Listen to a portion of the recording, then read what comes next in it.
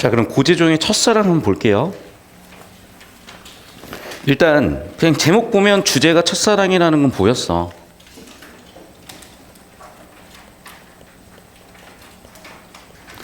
주제 첫사랑에 대한 작가의 생각 정도 쓰시면 간단하고, 흔들리는 나뭇가지에 꽃 한번 피우려고 눈 얼마나 많은 도전을 멈추지 않았으랴. 자, 좀 구조적인 느낌을 좀 먼저 볼게요. 첫 번째, 보통 들어갈 때는 촉발하는 부분이라 그래요.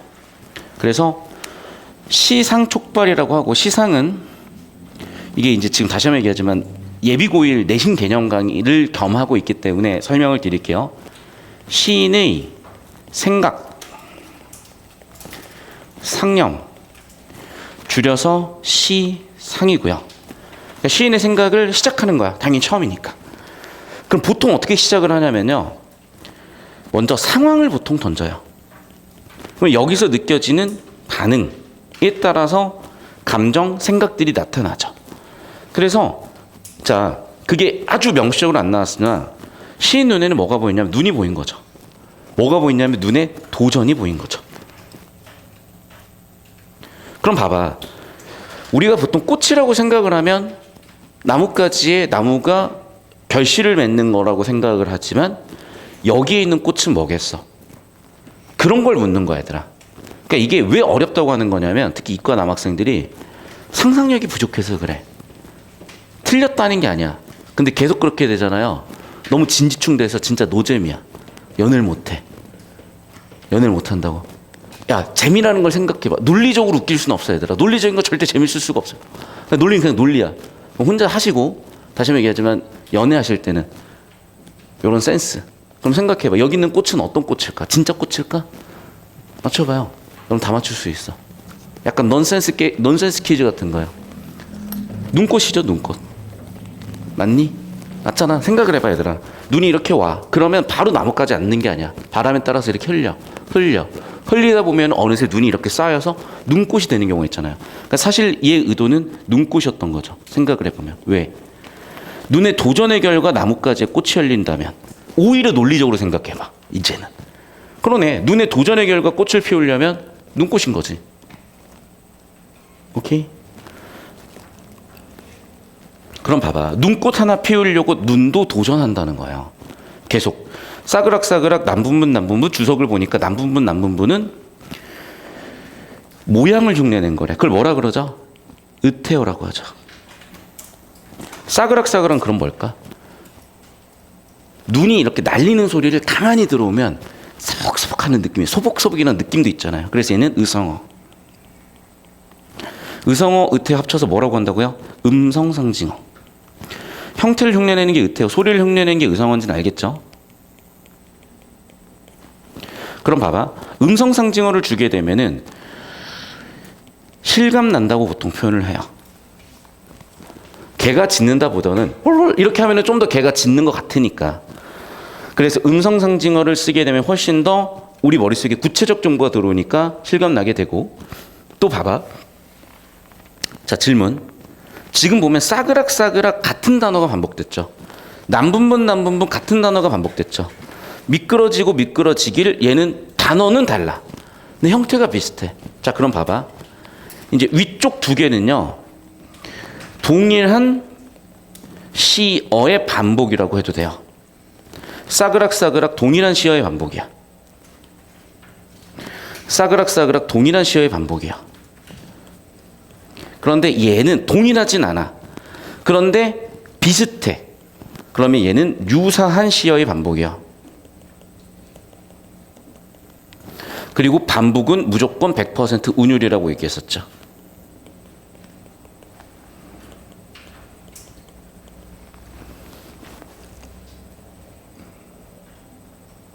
자, 하나 더. 얘는 보세요, 지금. 싸그락싸그락 의성어나 의태어, 즉 음성상징어, 그 다음에 뭐뭐 했겠지. 음성상징어 뭐뭐 했겠지. 문장의 구조가 비슷하잖아요. 유사해. 자, 동일한 거랑 유사한 건 다른 거야. 동일한 거 완전히 똑같아야 돼.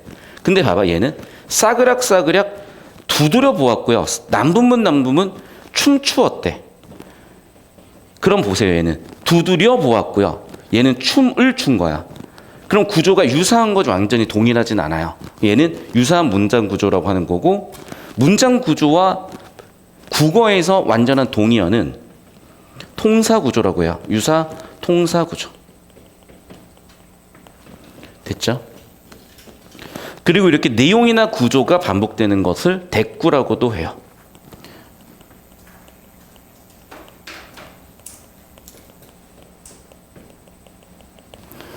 됐습니까? 그럼 벌써 여기서만 개념이 의성어, 의태어, 음성상징어,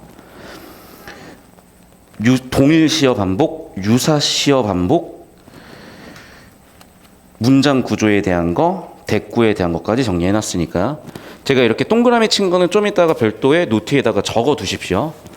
그 다음에 8번 시상이라는 것도 정의를 적어 두시고 계속 봅시다. 그럼 봐봐.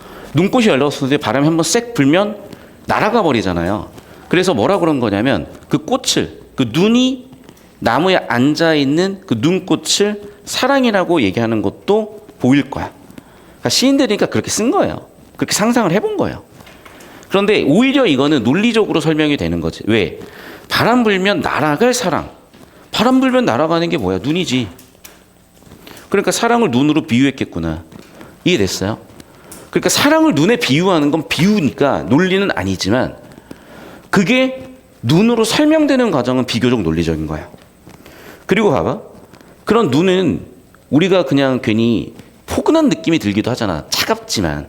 그러니까 손 같다라고 뭐뭐 같은 직유법도 쓰였네요. 직유가 뭔지 알지? 자, 첫 시간이니까, 내신 첫 시간이니까 우리가 좀 자세히 정리할게요. 봐. 지금 이쪽 정리해드리겠습니다. 자, 비유가 가장 큰 개념이에요. 비유에는 여러 가지가 있어. 그 중에 직유가 있고 은유가 있어요. 자, 먼저 비유에 대한 정의부터 하고 갈게.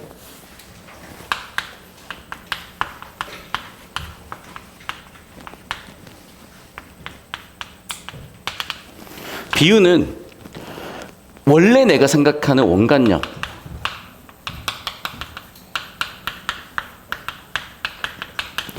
생각을 관념이라고 표현해요.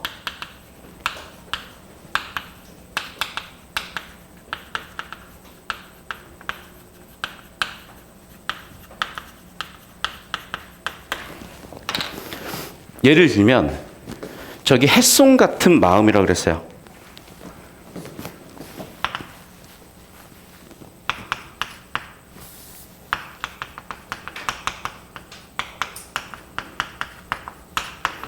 자, 봐. 글의 주제도 그렇고 이 사람이 생각하는 건 첫사랑이라는 마음이잖아.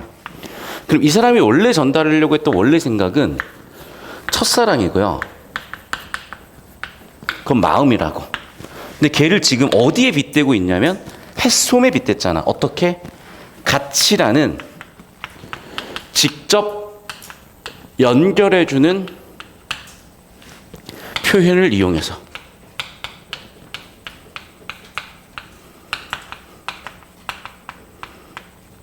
그러면 햇솜이 보조관념이고. 됐죠? 은유는 뭐 내 마음은 호수요. 봐봐. 여기도 마찬가지야. 내가 전달하고 싶은 거는 내 마음이야. 그런데 내 마음은 주어는 서술어이다. A는 B이다. 꼴을 써서 A를 B에 빗댔죠.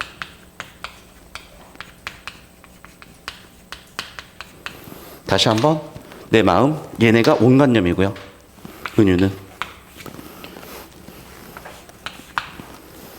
호수는 보조관념.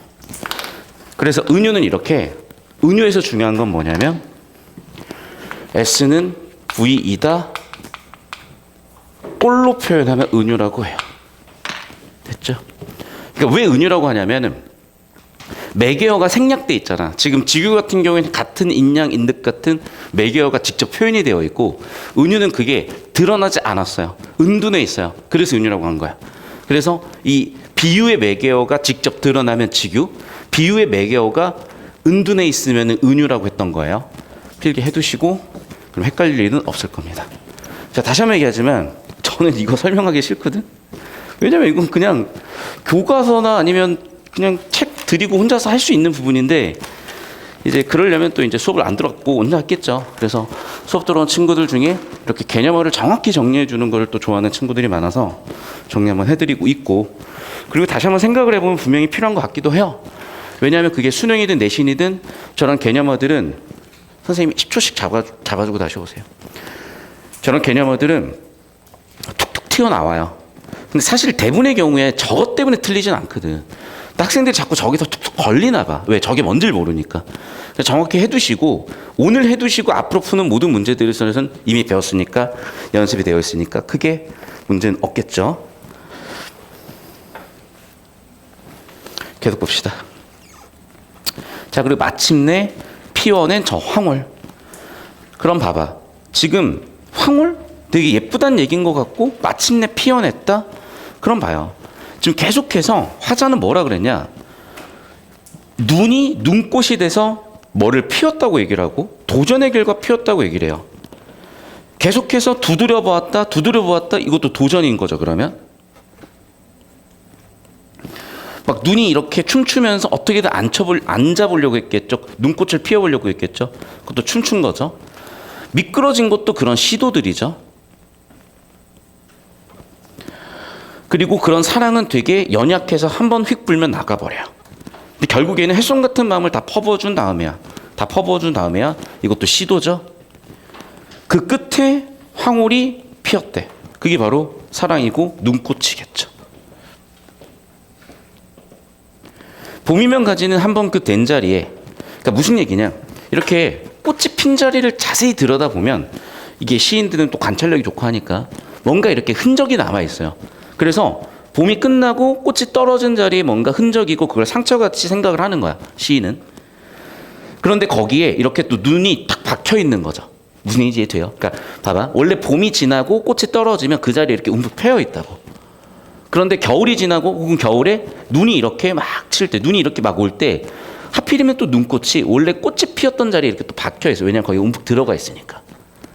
그래서 거기에 눈꽃이 박혀 있으니까 이거는 꽃이라고 얘기하는 거기도 해. 다시. 그래서 세상에서 가장 아름다운 상처라고 다시 그 눈에 묘사를 해놓은 거예요. 그럼 얘들아, 크게 두 가지인 거야. 결국 정리하면 이거죠. 첫 번째, 여러 가지 시도의 끝에 사랑이라는 결실이 있는 거죠. 그러면 보나마나 수능이고 내신이고 간에 물어본다고, 객관식으로도 물어볼 수 있어. 그럼 여러분 이제 찾아 쓰는 연습을 첫 번째 할 거예요. 첫 번째, 시도에 해당하는 단어들을 찾아 쓰세요. 두 번째, 사랑에 해당하는 단어를 찾아 쓰세요 라고 나올 거야. 객관식 서술형으로 또는 객관식 선지들로. 됐어요? 그래서 지금 써보세요. 내가 설명했다. 다시 한번 봐봐. 도전의 끝에 눈꽃이 피었잖아.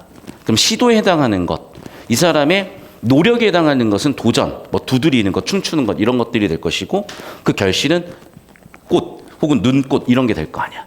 내가 지금 주황색연관 펜친 단어들 바탕으로 시도에 해당하는 단어와 사랑에 해당하는 단어를 찾아서 써보시라고. 됐습니까?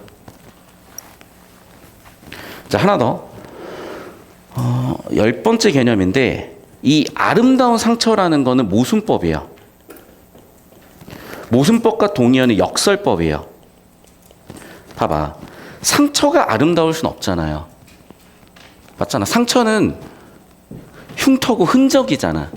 그런데 흉터고 흔적이지만 그게 어떤 노력의 결과라면 되게 아름답다고 해석할 수도 있는 거잖아요. 다시 한번 정리하면 모순이라는 거는 논리적으로 대립되는 것들을 수식이거나 연결해 놓는 것을 모순이라고 하는 거고, 근데 막상 함축적 의미를 생각해 보면 말이 되는 것들. 그래서 이게 모순 역설법까지 여기서 쓰였어요. 자, 그래서 일단 개념어들은 크게 한 10가지 정도 있으니까 잘 정리해 두시고, 두 번째 퀴즈는 뭐냐면 시도와 사랑에 해당하는 단어를 찾아 쓰라는 거야. 자, 두 번째 퀴즈예요. 자, 여기 여백이 없으니까 여기 아래다 쓰시면 안 되고 5페이지 오른쪽에다 쓰시거나 국어 노트에다 쓰셔야 되는 거고, 두 번째 퀴즈는 뭐냐면 여기서 쓰인 표현법들은 당연히 전부 다 물어볼 수가 있어요. 그러니까 표현법들은 지금 제가 10개를 정리해 드렸잖아. 이 10개도 5페이지 어백에다가 쭉 정리해 주시는 거예요. 됐습니까? 그러면 주제 관련된 것으로서 얘를 보나마나 묻고요. 표현법 관련된 걸로 얘를 보나마나 묻는다고. 첫 번째 주제 관련된 걸 이렇게, 그 다음에 표현법 관련된 걸 이렇게 정리해서 낼 거라고. 됐습니까? 그러니까 여러분이 이거는 정리해서 좀 이따가 저한테 확인을 받읍시다. 앞으로 이거는 제가 좀 쪽지 시험 느낌으로, 퀴즈 느낌으로 시험을 칠 거니까 오늘 정리해서 다음 주 시험 친다고 생각하십시오. 내신 대비입니다. 네, 여기까지. 자, 그러면 이제 문제는 또 스무스하게 풀려요. 하나씩 봅시다. 28번, 29번. 28번을 가를 읽어야 푸는 거니까 일단 27번부터 좀 풀어볼게요. 자, 1번 선지. 명암의 대비요. 11번 개념이요, 얘는. 그러니까 명암이라는 건 여러분 무채색 계열의 밝고 어두움을 얘기하는 거야. 그래서 11번 개념. 명암이라는 거는 무채색 계열이 뭔지는 알죠?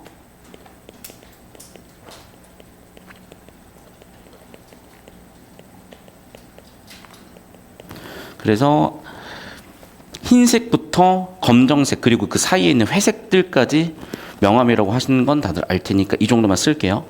두 번째 대비라는 거는, 자, 첫 번째 대조는요 차이점에 부각시키는 거, 비교는 공통점 위주로 밝히는 거에 차이점이 일부 있을 수는 있어요. 대비는 대조와 비교 둘 다인데 대비는 일반적으로 차이점을 부각시키고 공통점이 일부 있을 수 있어요. 그런데 엄밀하게 대조는 차이점, 엄밀하게 비교는 공통점 일부 차이점은 되게 엄밀한데 대비, 대응 이런 단어들은 좀 엄밀함이 떨어져요. 그래서 좀 선생님마다 달리 쓰실 수 있으니까 일단 이렇게 정리해 두시고 차근차근 보시면 되겠고, 내면이라는 건 별거 없어요. 속마음이에요.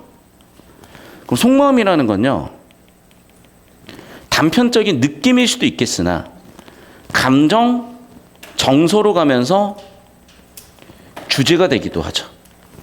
그래서 수능 문제는 주로 이쪽에 초점을 두고 출제를 합니다. 나중에 좀 설명을 할게요. 그런 부분은.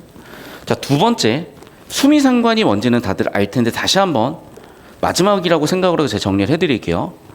수미상관은 머리수 꼬리미야 서로 관련을 맺는다는 거예요. 그래서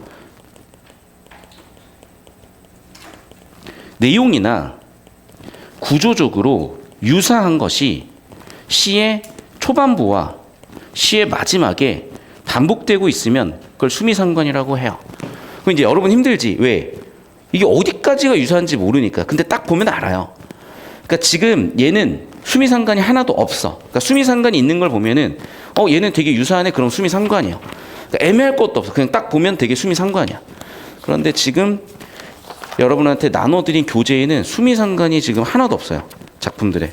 왜냐하면 초반부랑 끝부분에 뭔가 반복되는 게 하나도 없잖아.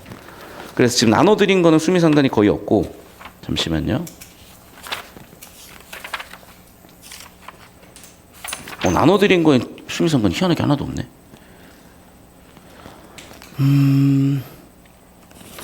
진짜 수미상관이 하나도 없어요. 여러분 나눠드린 거에는. 어떻게 이렇게 수미상관이 하나도 없지? 정말 수미상관이 없어요. 진짜 단 하나도 없네. 수미상관 되게 흔한데.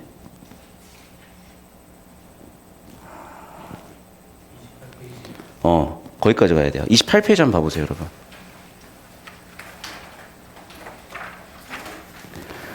자, 이 정도면 수미상관이에요. 왜 그러면 봐봐. 나보기가 역겨워, 나보기가 역겨워. 들이우리다, 우리다. 여기도 보세요. 세 글자, 두 글자, 두 글자. 세 글자, 두 글자, 두 글자.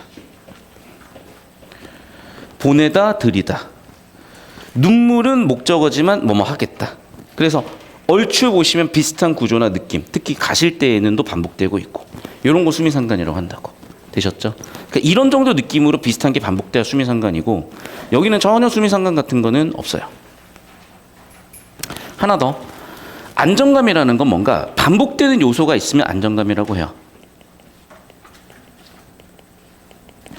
14번 개념으로 기억을 해두시고.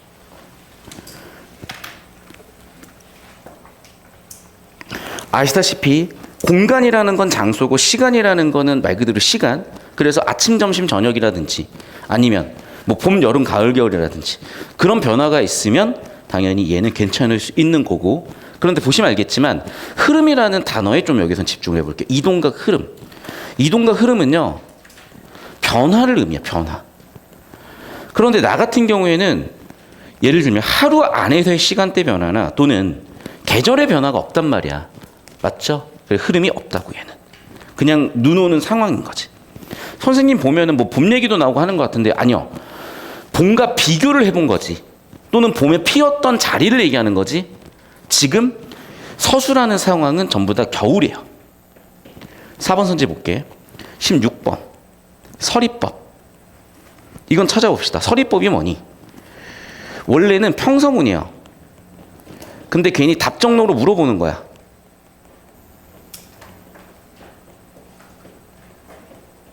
찾아볼까? 서리법. 다시 한번 얘기하지만 얘는 평서문이야. 원래는 이미 자기는 답을 갖고 있어. 근데 답정너 물어보는 거야. 그래서 여기 있네요. 아나스랴 서리법. 그리고 서리법은 항상 영탄법에 속한다고도 설명을 드렸으니까 세트로 기억을 해두시길 바랍니다. 벌써 개념어가 16개, 17개째 쓰였네요. 됐니? 그래서 좀 고1이고 내신이다 보니까 이렇게 좀 개념어들을 디테일하게 받고, 다시 한번 얘기하지만 여러분 진짜 2학기나 2학년만 돼도 여기서 변별되는 비율은 거의 없기 때문에 지금 빨리 하고 그냥 넘어가 버리는 걸로 저는 생각을 하고 있겠습니다. 그럼 나는 확실하게 맞겠네요.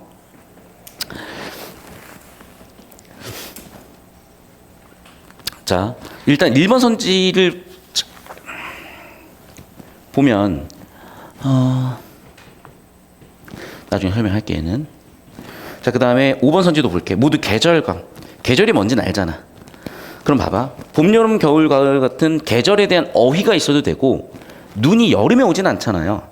그렇게 뭔가 그 계절에만 나올 수 있는 소재들이 언급되면 그것도 계절감이에요. 그래서 계절 어휘나 계절 특색의 시어가 있으면 역시 오케이.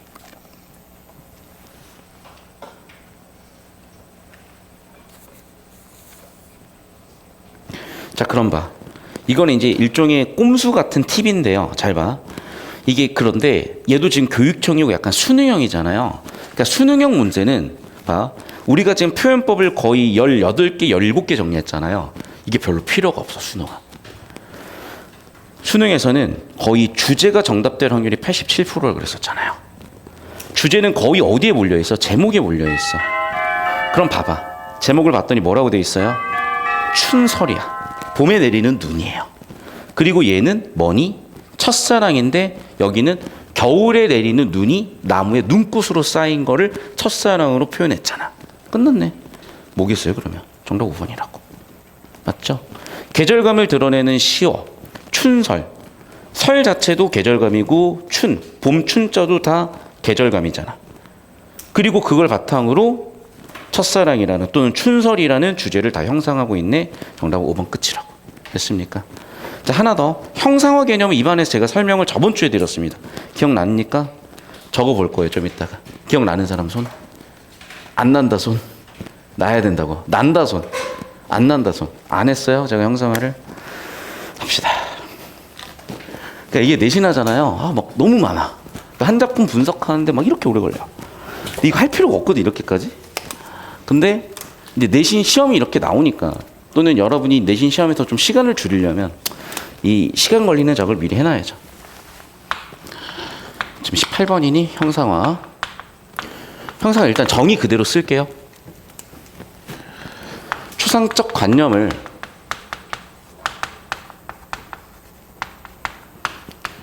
구체화하여 표현하는 거. 되게 간단한 개념인데 되게 중요한 개념이고 그래서 많이 변별이 됐어요. 그러니까 별거 없어.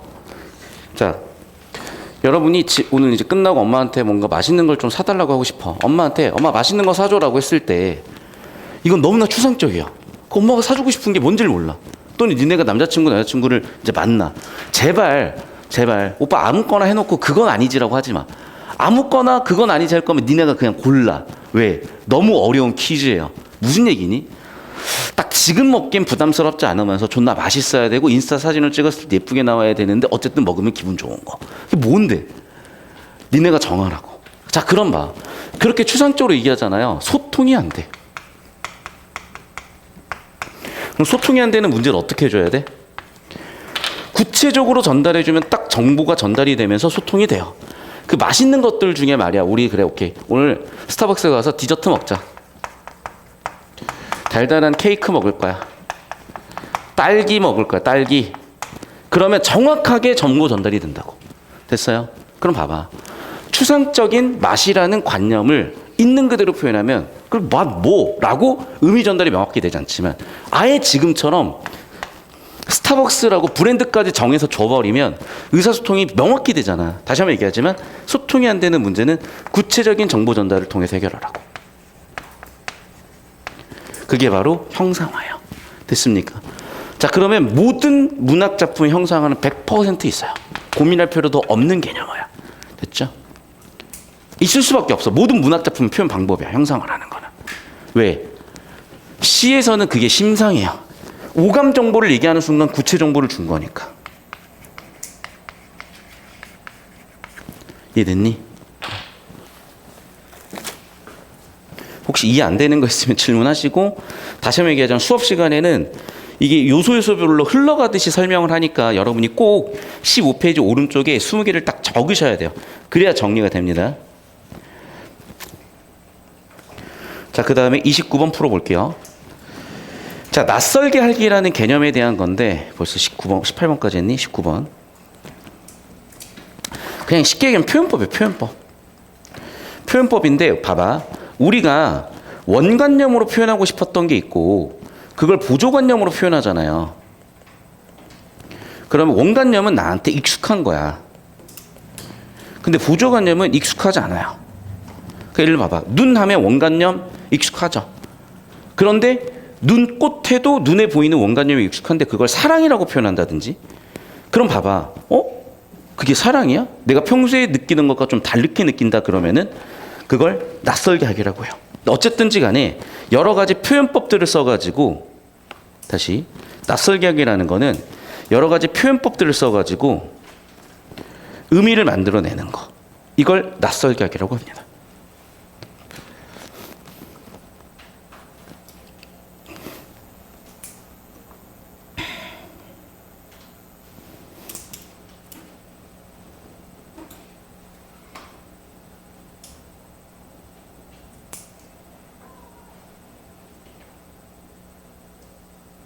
자, 1번 선지부터 좀 발췌독으로 한번 볼게요.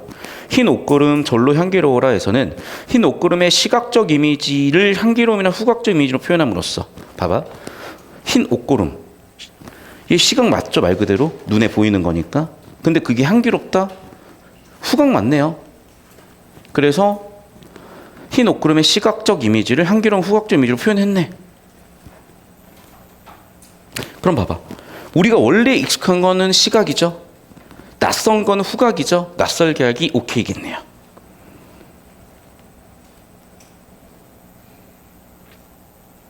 자, 두 번째. 얘는 제가 아까 얘기했던 부분인데 주제를 생각해 보면 바로 답이 나오는 거거든. 그 가작품을 가서 쭉 읽으면서 그냥 바로 주제를 찾아볼게요. 자, 눈을 열었더니요. 갑자기 너무 차. 선뜻. 근데 우리가 이렇게 차다고 느끼는 거는 뭐 겨울이나 이럴 때겠잖아. 더 읽어볼게. 우수절. 우수절을 봤더니 봄비가 내렸어. 봄비가 내렸는데 춥다고? 뭐지? 새삼스레 눈이 덮였어요. 아, 봄이 와야 되는데 봄눈이 왔구나. 그렇게 서늘고 이마바지하다. 그래. 이제 눈이 확 오니까 먼 산에 이마에 차라라는 게 문을 딱 열었는데 봄비가 오는 날 갑자기 눈이 와서 눈송이가 탁 하고 이마에 닿으면 되게 차네? 이런 느낌을 들면서 그런 봄비가 오는 날, 원래 봄비가 와야 되는 날, 되게 따뜻한 날 눈이 오는 그 상황을 묘사한 거겠죠. 그러면서 쭉 한번 읽어볼게요. 새삼스레 눈이 덮인 맷뿌리와 서늘없고 빛난 이마바지 하다. 그래서 내가 본 그 장면을 이마바지 하다라고 표현한 것 같다. 얼음 금가고 바람이 새로 따르거니 따뜻해지면 얼음들이 녹잖아요. 그걸 표현한 것 같고 옹성거리고 살아난 양이 꿈 같기도 서러라. 미나리 파릇한 새순 돋고 옴짓 아니 가던 고기입이 오물거리든. 그러니까 겨울에는 막 얼어가지고 거의 막 동면 상태였던 물고기들이 이제 녹았으니까 입 뻐끔뻐끔하고 이렇게 슬슬 생명력이 나타나고, 겨울에는 황량했던 그런 벌판들이 새순도 돋고 그런 생명력이 돋아나잖아. 그럼 봐봐. 지금 눈이 왔지만 이 사람은 눈도 반갑겠지만 겨울로 돌아가자요, 아니면 봄의 이미지도 되게 아름답다고 느끼고 있을까? 후자죠, 사실은. 됐어? 꽃피기 전철 아닌 눈에 하도 뻗고 다시 도로 춥고 싶어라. 이 무슨 얘기 같니? 자, 봐봐. 이게 그냥 표면적으로 보면요. 표면적으로 보면은, 지시적으로 보면은 이 사람의 바람은 다시 추워지는 거야. 그런데 여러분, 논리적으로 봐.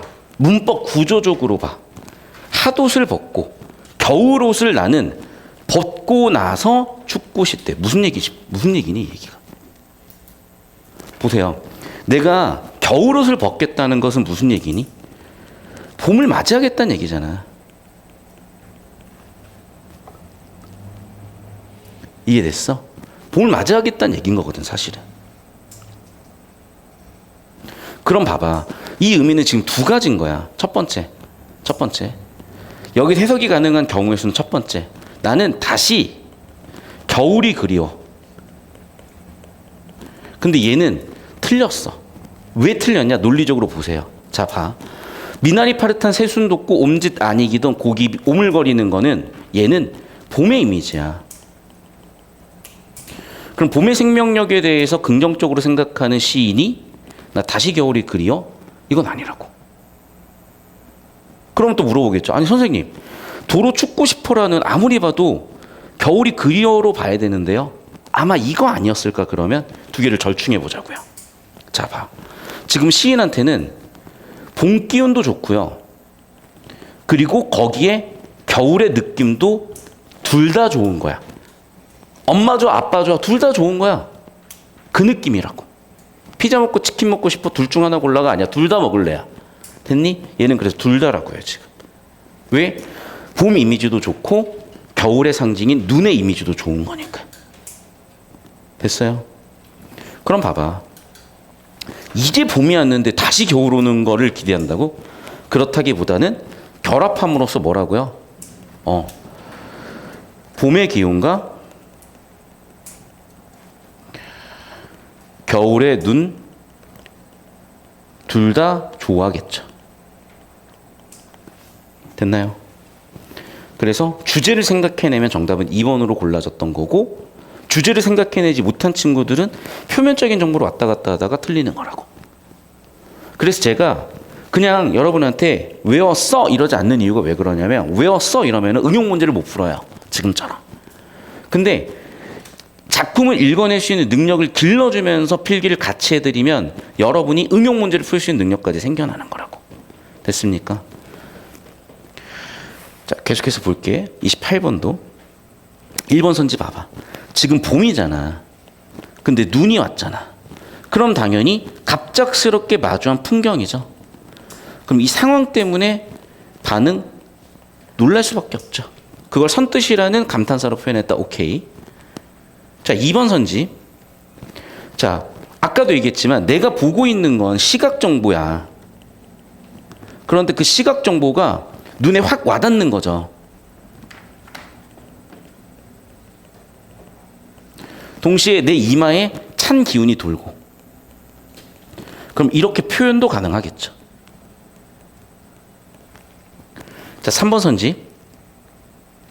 얼음이 녹고 바람이 불었어. 언제 그러니? 네, 겨울에서 봄이 올 때 그렇죠. 그럼 당연히 자연이 변하는 모습도 괜찮고. 4번 선지. D에서 화자는 겨우내 옹숭거리고 살아온 자신을 돌아보며 C에서 보인 자신의 태도를 허무하게 여기고 있다. 주제 잡으라. 그런 부분이 이런 부분입니다. 주제 잡아보시니까 주제의식이 허무함이 아니잖아. 자연이 너무나 예쁘고 이런 얘기라잖아. 아까도 얘기했었던 봄의 이미지, 생동감. 자, 개념 21번째니 생동, 살아서 움직이는 게 생동감이야. 그러면 고기가 오물거리고 있으니까 움직이죠, 살아서. 새순이 돋는 것도 눈에 보이는 움직임은 아니지만 그거 아마 여러분 타임레스 같은 걸로 찍으면은 움직이고 있을 거야. 새순도. 그 느낌이에요. 맞잖아. 식물도 이렇게 생장하면서 싹이 터서 이렇게 쭉 크는 과정이 움직임이라고 볼 수가 있는 거잖아. 그래요. 됐죠. 여기까지입니다. 자, 영상은 잠깐 끊을 건데 잠깐만 스톱. 자, 여러분 보세요. 지금 제가 필기해드리고 정리해드린 내용은 100% 내신에 출제될 수 있는 부분이야. 이걸 넘는 경우는 거의 없어요. 대신에 여기를 다시 한번 얘기하지만 다 외우긴 힘들 수도 있어서 일단은 지금 정리해 두시고 내신 기간 들어가면 그때 또 내신 선생님 필기에 따라서 반복 숙달. 그런데 여러분이 변별되는 건 꼭 어떤 부분이에요. 외부 지문 나왔을 때나 학교 선생님이 필기해 주시지 않았는데 찾아질 수 있는 것들에선 출제가 되거든. 그러면 또 거기서 변별이 돼요. 특히 요거는. 그래서 제가 써드린 내신까지 해드리면 아마 거의 99%는 해결이 될 겁니다. 필기 잘 해두시고요.